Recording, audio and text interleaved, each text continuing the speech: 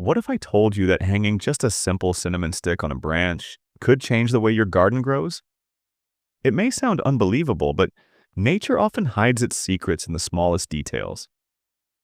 Let's see how this works. Take one fresh cinnamon stick. Find a strong branch near the base of your plant or tree.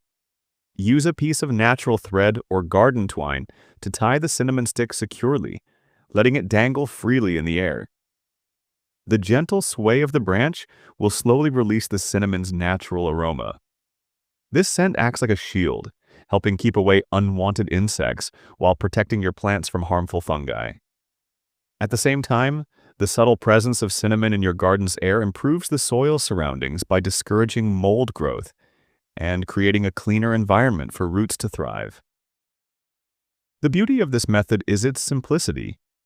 You don't need to grind or prepare anything. Just let the cinnamon stick hang, and nature does the rest. Over time, you'll notice fresher leaves, stronger stems, and a healthier overall garden atmosphere. So next time you walk into your garden, remember, sometimes the tiniest touch, like a cinnamon stick on a branch, can create the greatest transformation.